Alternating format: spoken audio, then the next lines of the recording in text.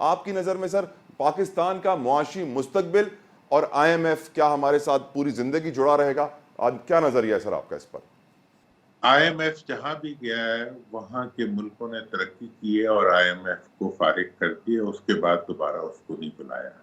ہمارے حکمران جو ہے، اور یہ میں آپ کو بتا دوں، ملک کو ترقی دینے کا کوئی راستہ حکمرانوں کے علاوہ کسی کے پاس نہیں ہے۔ عوام کے پاس ملک کو ترقی دینے کا اختیار نہیں ہے، یہ اختیار صرف اور صرف حکمرانوں کے پاس ہوتا ہے۔ اور اگر حکمران ملک کی آمدن بڑھانے کے بجائے ذاتی آمدن بڑھانے پہ لگ جائیں، اگر حکمران جو ہے وہ ملک کے مفادات کے بجائے ذاتی مفادات کے لیے کام کرنا شروع کر دیں، تو ایسے اندھیرے ملک کے عوام کا مستقبل کیسے روشن ہوگا؟ ایسے ملک کا اپنا مستقبل کیسے روشن ہوگا؟ آئی ایم ایف کو کیسے فارغ کرے، آئی ایم ایف کو کہاں نکالے؟ آئی ایم ایف کو تو یہ منت کر کے لے کے آتے ہیں، وہ تو مہربانی کر دیتے ہیں۔ بلکہ آج ایک صبح میں تبصرہ پڑھ رہا تھا کہ آئی ایم ایف کی جو تجاویز ہیں وہ زیادہ پرو پبلک ہے ہمارے اپنے حکمرانوں کے اقدامات سے۔ وہ کہتے ہیں کہ آپ انڈائریکٹ ٹیکسنگ کی طرف نہ جائیں، ڈائریکٹ ٹیکسنگ کی طرف جائیں، آپ امیر لوگوں پہ ٹیکس لگائیں۔ لیکن ٹیکس لگانے سے مسئلہ حل نہیں ہو رہا، آمدن بڑھانے کا مسئلہ ہے۔ آمدن بڑھے گی اس وقت جب اتنے بڑے بڑے سوراخ جو آپ نے اس تجوری میں کیے ہوئے ہیں وہ سوراخ بند نہیں ہوں گے تو کیسے اس کے اندر کوئی مال ٹھہرے گا؟ سر سینٹ الیکشنز آ رہے ہیں، اب مجھے یہ بتائیے سر، علی محمد خان صاحب پی ٹی آئی کے بڑے مشہور سینئر رہنما ہیں، وہ یہ کہتے ہیں کہ قانونی طور پر یہ مجاز نہیں ہے نگراں حکومت کے لوگ سینٹ الیکشنز میں حصہ لیں۔ ہم جانتے ہیں احد چیمہ بھی لے رہے ہیں، ہم جانتے ہیں انوار اللہ کاکڑ بھی حصہ لے رہے ہیں، محسن نقوی بھی حصہ لے رہے ہیں۔ آپ کی نظر میں سر تاریخ میں ایسا پہلے ہوا ہے کبھی؟ مجھے آپ ایک پہلے بتائیں کہ انہیں ٹکٹ کس نے دی ہے؟ سر آف کورس نون لیگ نے دی ہے۔ لیکن تو پھر انہیں کچھ فیور کی ہوگی تو وہ دے رہے ہیں نا۔ کیا فیور کی ہوگی سر؟ آپ بتا سکتے ہیں؟ آپ نے کوئی فیور دیکھی ہوتے ہوئے سر؟ بتا رہا ہوں کہ بھی غیر جانبداروں نے کوئی جانبداری کی ہوگی تو اب ان کے ساتھ قانونی یا غیر قانونی تابع داری ہو رہی ہے۔ یعنی الیکشن میں دھاندلی ان لوگوں نے کی اور اب ان کو انعام مل رہا ہے، آپ یہ کہہ رہے ہیں؟ یہی اس کا تو مفہوم تو یہی لیا جائے گا۔ دیکھیں جی، ٹھیک۔ ورنہ میں اگر غیر جانبدار ہوں اور میں نے اپنی غیر جانبداری کو ثابت کرنا ہے اور میں اگر غیر جانبدار رہا ہوں تو میرا سب سے بڑا سوال تو یہ ہوگا کہ میں آئندہ بھی غیر جانبدار ہی سمجھا جاؤں۔ مجھے آئندہ پاکستان کے مستقبل کے کسی الیکشن سے پہلے کوئی عبوری حکومت بنتی نظر نہیں آ رہی۔ یہ ایک فلاپ، یہ ایک آئیڈیا اچھا تھا یا برا تھا، اس کو اس بری طرح سے اس دفعہ فلاپ کر دیا گیا کہ آئندہ کوئی ہمت نہیں کرے گا کہ ایسے جانبدار غیر جانبداروں کو لے کے آئے کہ جو حکومت ختم ہوتے ہی سارے کے سارے حکومت کا حصہ بننے کے لیے دوڑ پڑے اور حکومت ان کو حصہ بنانے کے لیے دوڑ پڑے۔ جہاں تک قانونی کا تعلق ہے، اخلاقی طور پہ اصل میں دنیا بھر میں سیاست جو ہے وہ قانون پہ ڈرائیو نہیں ہوتی، اخلاقیات پہ ڈرائیو ہوتی۔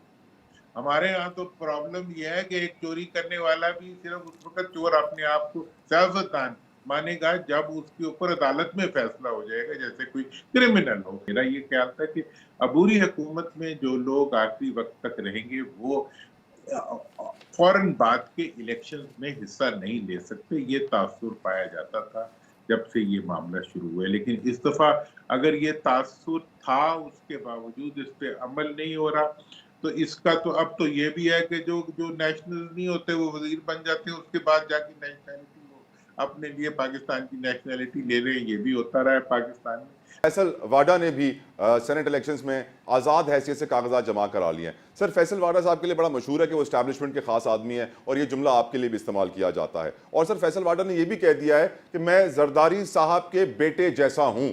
بڑا پیسہ چلنے والا ہے کیا سر سینٹ الیکشن میں؟ تو میں نے تو بہت دفعہ بتایا ہے کہ میں تو پاکستان کا خاص آدمی ہوں، ٹھیک ہے نا جی۔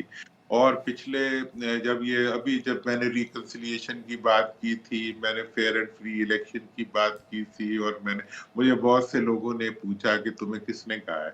میں نے کہا یار مجھے میرے دل نے کہا ہے، میرے ملک نے کہا ہے۔ جی اسٹیبلشمنٹ تو آپ کی اس بات سے اگری نہیں کرتی۔ میں نے کہا اسٹیبلشمنٹ کو تو پاکستان سے اگری کرنا چاہیے۔ میرا تو خیال ہے کہ ان کے فائدے میں بھی یہی ہے کہ ہم ریکنسیلیشن کی بات کریں، اور پاکستان کے فائدے میں بھی یہ ہے کہ فیئر اینڈ فری الیکشن ہوں اور میں یہ بتا رہا ہوں کہ آج کے جو الیکشنز کے نتیجے میں بننے والی حکومت ہے یہ فیئر اینڈ فری نہ ہونے کی وجہ سے یہ پاکستان کے لیے ایک تاریخ کی بدترین لائبلٹی بن کے سامنے آئے گی. آپ میری بات کو یاد.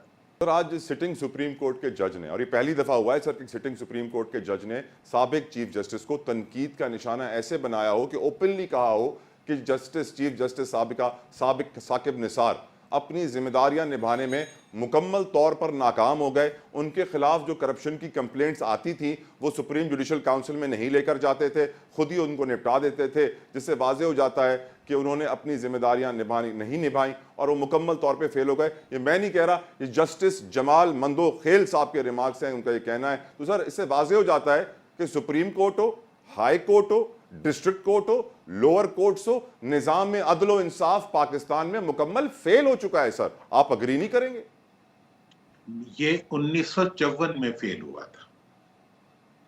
یہ فیل ہوا، یہ وہ مردہ ہے جو 1954 سے جس کو ہم نے زندہ رکھا ہوا ہے. پاکستان کا پہلا ماشاء اللہ جو لگا تھا وہ بھی ایک تنخواہ دار بیوروکریٹ نے لگایا تھا، اور وہ بیوروکریٹک ماشاء اللہ تھا، اس کو بھی ویلیڈیٹ کورٹ نہیں کیا تھا 54 میں. تو آج عدالت جو ہے وہ اپنی روایات کو زندہ رکھے ہوئے ہے. مندوخیل صاحب نے اگر وہ کیا ہے پاسٹ کے چیف جسٹس کے اوپر کوئی اعتراض کیا ہے تو میرا خیال یہ ہے کہ اب وقت شاید آ رہا ہے کہ ججز بھی اسی طرح کھل کے سیاست کریں، اسی طرح کھل کے سائٹس لیں جس طرح سے سیاستدان لیتے ہیں، جس طرح سے بیوروکریٹس لیتے ہیں، تاکہ کوئی چیز بچے نہ، کوئی سایہ نہ بچے جس کے نیچے کوئی کھڑا ہو.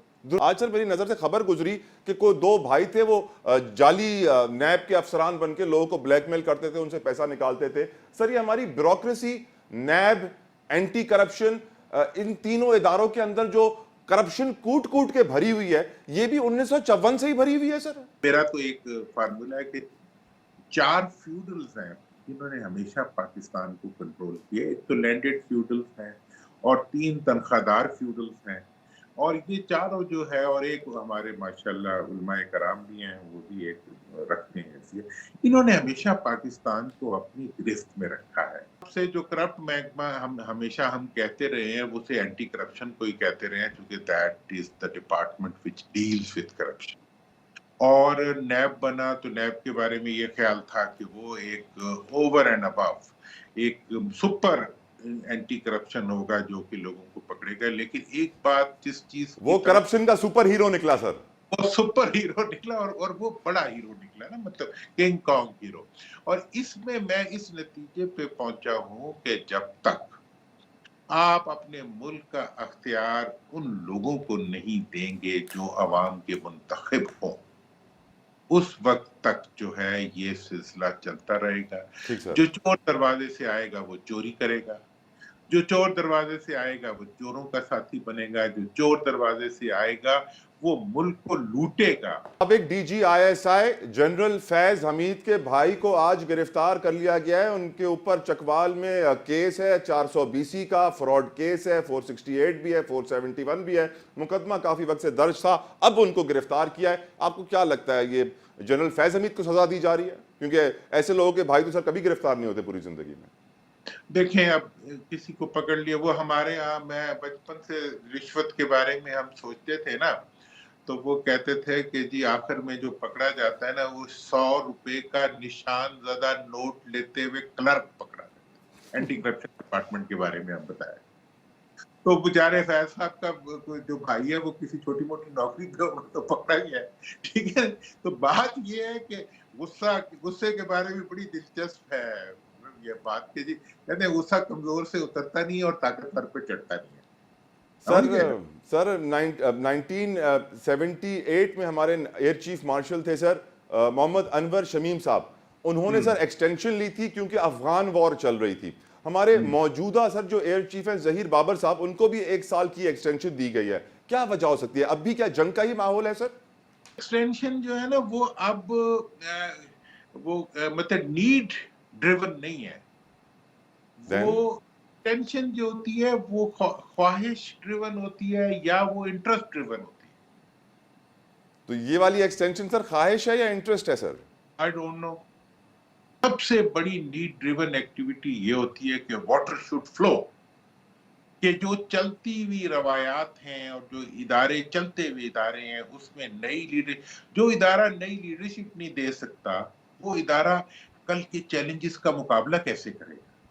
جن اداروں نے چیلنجز آف ٹمورو کو فیس کرنا ہوتا ہے، وہ افراد پہ نہیں چلتے، صرف فرد پہ نہیں چلتے، وہ افراد پہ چلتے ہیں اور وہ اجتماعیت پہ چلتے ہیں اور وہ لیڈرشپ پہ چلتے ہیں۔ شیر افضل صاحب بڑے مشہور ہیں پی ٹی آئی والے وکیل، اب وہ یہ کہہ رہے ہیں کہ سر پی ٹی آئی کی پچھلی حکومت جو کے پی کے میں تھی، محمود خان جب سی ایم تھے تو انہوں نے بڑی کرپشن کی ہے۔ محمود خان کی تو ایک کان سے وہ کہہ رہے ہیں دن کا 25 لاکھ روپے وہ کماتے ہیں۔ سر کیا آپ اگری کریں گے پی ٹی آئی کی پچھلی گورنمنٹ نے بہت کرپشن کی ہے؟